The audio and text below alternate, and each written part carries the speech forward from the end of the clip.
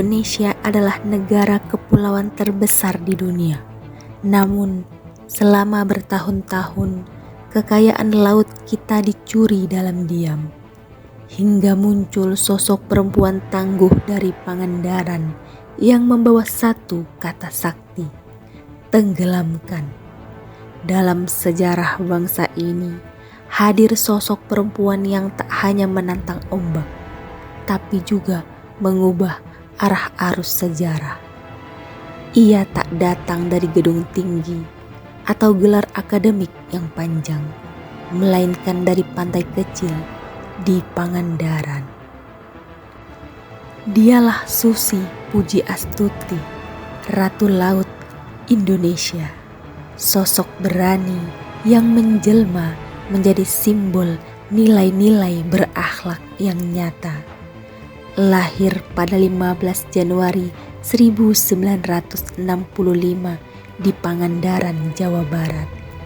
Susi Pujiastuti dikenal sebagai pengusaha tangguh, sekaligus pendiri PT ASI Pujiastuti Marine Product, eksportir hasil perikanan, dan PT ASI Pujiastuti Aviation yang melahirkan maskapai perintis Susi Air.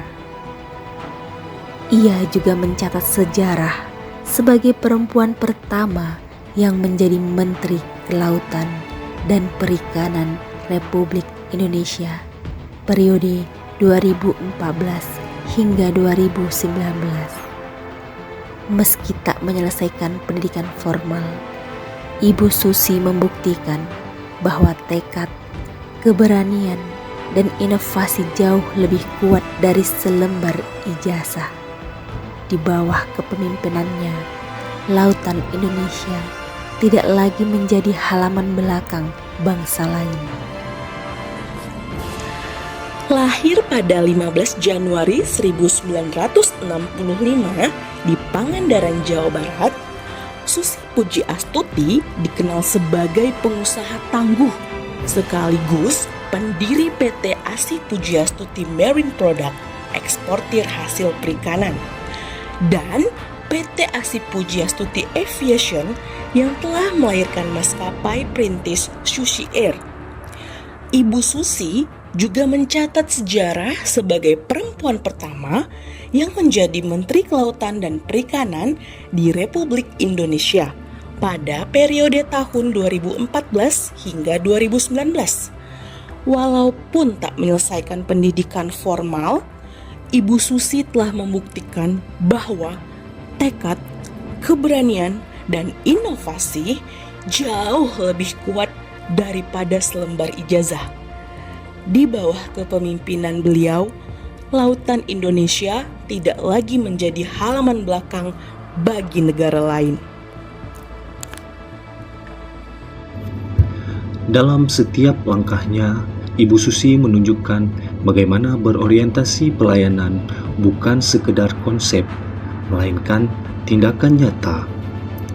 Ia tidak hanya menerima laporan dari balik meja, ia memilih untuk turun langsung ke lapangan, bertemu nelayan, mendengarkan keluhan mereka, bahkan melihat sendiri kondisi kehidupan mereka.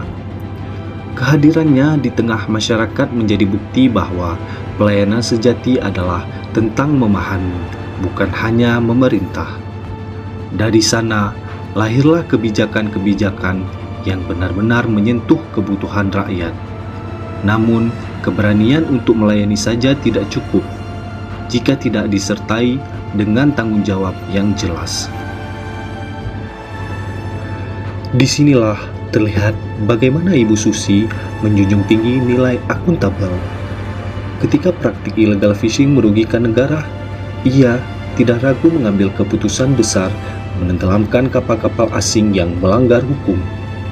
Keputusan ini bukan hanya menunjukkan ketegasan, tetapi juga keberanian dalam mempertanggungjawabkan amanah yang diberikan kepadanya. Ia menjaga kepercayaan negara dengan tindakan nyata, bukan sekedar janji. Di balik ketegasannya, tersimpan semangat untuk terus belajar dan berkembang. Ibu Susi menunjukkan bahwa menjadi kompeten bukan ditentukan oleh latar belakang pendidikan semata, tetapi oleh kemauan untuk terus belajar dan beradaptasi. Ia memahami sektor kelautan secara mendalam, mengembangkan sistem pengawasan berbasis teknologi, dan terus mencari cara agar pengelolaan sumber daya laut menjadi lebih efektif. Bahkan di tengah kesuksesannya, ia tetap berusaha meningkatkan kapasitas diri, membuktikan bahwa pembelajaran tidak pernah berhenti, dan semua itu dijalankan dengan pendekatan yang penuh empati. Dalam kepemimpinannya, ia membangun hubungan yang harmonis dengan masyarakat. Ia tidak menciptakan jarak antara pemimpin dan rakyat, tetapi justru merangkul mereka. Ketika ia berdialog dengan nelayan, mengganti kapal-kapal mereka yang sudah tidak layak, hingga mendukung kesejahteraan mereka, semua itu menunjukkan kepedulian yang tulus. Karena baginya, keberhasilan tidak hanya diukur dari kebijakan yang dibuat, tetapi dari hubungan yang terjalin dan manfaat yang dirasakan bersama. Selain adaptif, keberhasilan tersebut juga tidak terlepas dari pentingnya kerjasama dengan berbagai pihak. Menyadari hal tersebut, Ibu Susi mengedepankan nilai kolaboratif dengan membentuk Satgas 115. Melalui sinergi antara TNI Angkatan Laut, Polri, dan Bakamla, upaya pemberantasan pencurian ikan di Indonesia dapat berjalan lebih efektif dan terkoordinasi dengan baik. Loyalitasnya Ibu Susi Pujiastuti terhadap NKRI ditunjukkan melalui komitmennya dalam menjaga kedaulatan wilayah laut Indonesia dari intervensi asing. Bagi beliau, laut bukan hanya sekedar sumber daya, tetapi masa depan bangsa yang harus dijaga dan tidak boleh digadaikan oleh kepentingan apapun. Namun, dalam menjaga kedaulatan tidak cukup hanya dengan ketegasan. Diperlukan juga kemampuan untuk beradaptasi dengan perkembangan zaman dan teknologi. Ibu Susi menunjukkan sikap adaptif dengan memanfaatkan kemajuan teknologi dalam menjalankan kebijakannya. Salah satunya, seperti penggunaan citra satelit untuk melacak kapal ilegal secara real-time, yang menjadi bukti bahwasannya Kementerian Kelautan dan Perikanan menjadi ke arah yang lebih modern, efektif, dan responsif terhadap tantangan global.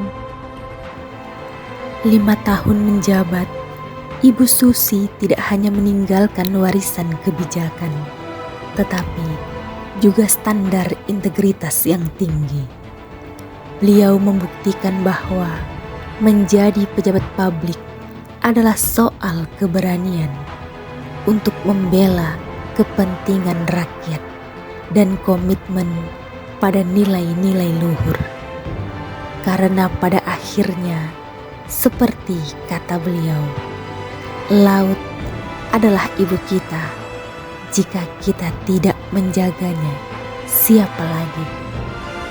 Mari kita teladani semangat berakhlak dari sang Sri Kandi Laut, Susi Pujiastuti.